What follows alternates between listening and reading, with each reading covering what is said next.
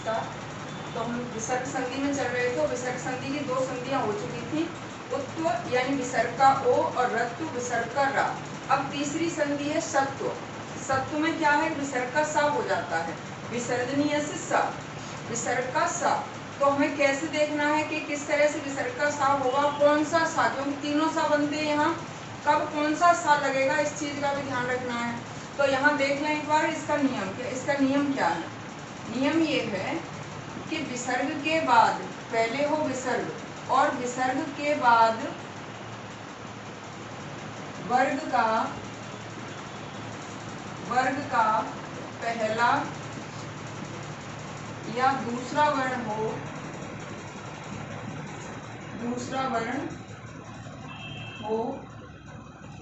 या श स श में से कोई हो तो विसर्ग का स हो जाता है।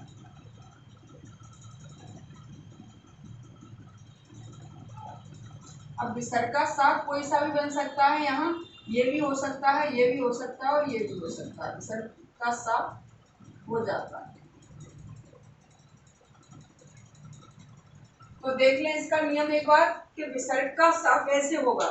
विसर्ग के बाद हमने कहा कि किसी भी वर्ग का पहला दूसरा वर्ण आ जाए। जैसे हमने कहा कि इधर है विसर्ग, विसर्ग से पहले नहीं देखना है कुछ भी वर्ण हो, इसके बाद या तो किसी भी वर्ग का पहला या दूसरा वर्ण आ गया, का खा आ गया, चा छा आ गया, टा ठा आ गया, डा ढा आ गया, तो चा छा टा था। तो ये का पहला दूसरा, ये पहला या दूसरा है, ये नहीं है तो सा आ सकता है, ये नहीं है तो सा आ सकता है। अगर विसर्ग के बाद का आ रहा है तो भी विसर्ग सा में बदलेगा, और अगर विसर्ग के साथ खा आ रहा है तो भी विसर्ग, अगर विसर्ग के साथ इन सा में से कोई आ रहा है तो भी विसर्ग सा में बदलेगा। अब आपको ध्यान ये रखना है कि यहाँ अगर विसर्ग के बाद टा वर्ग का आ रहा है और यहाँ है विसर्ग, तो विसर्ग बदलेगा कौन से सा में, ये वाले सा में, मूर्धन्य सा में। अगर विसर्ग के बाद आ रहा है ता के बाद अगर आ गया यहाँ चा वर्ग, तो चा वर्ग के अगर आता है तो विसर्ग बदलेगा इस सा में, तालव्य सा में। और अगर विसर्ग के बाद आ रहा है ता वर्ग तो विसर्ग बदलेगा दंत सा में।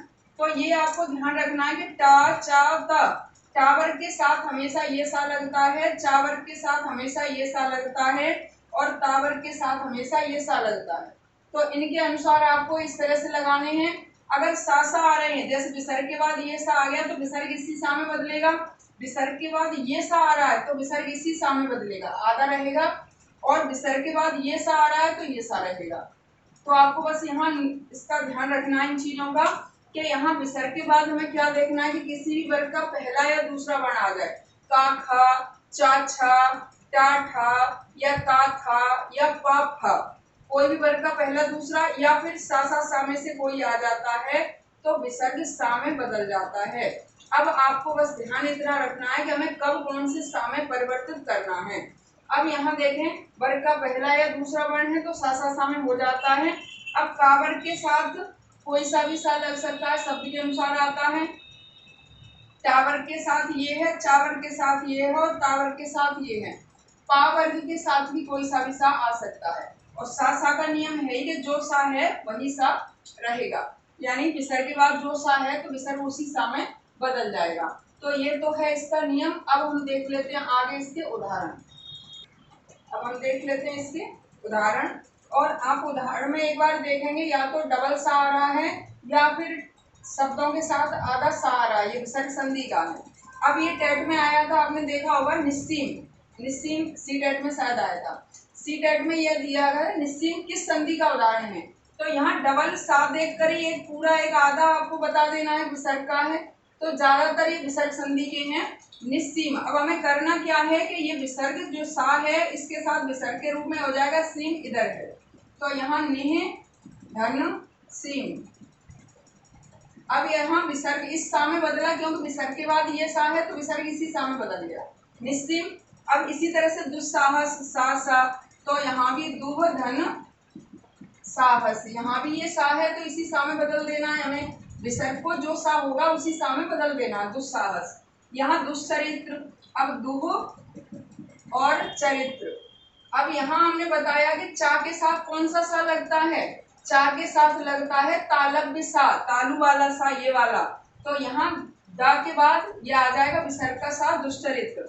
इसी तरह से धनुष टंकार, तो धनु टंकार, धनु टंकार। अब यहाँ विसर्ग के बाद टा आ रहा है, तो टावर के साथ कौन सा सा लगता है, ये वाला मूर्धा वाला। तो यहाँ आ गया मूर्धा वाला सा। निष्ठुर, यहाँ भी टावर का है, तो निह धन ठुर, तो निष्ठुर ये हो गया।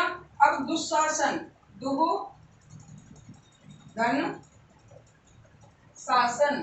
अब विसर्ग के बाद ये सारा इसमें बदल दिया हमने, विसर्ग के बाद टावर का है तो षटकोण वाले सामने बदल दिया हमने। अब यहाँ ध्यान रखना है नमस्ते, तो नमः और ते, टावर के साथ तो लगता है ये तंत ऐसा, टावर के साथ नमस्ते।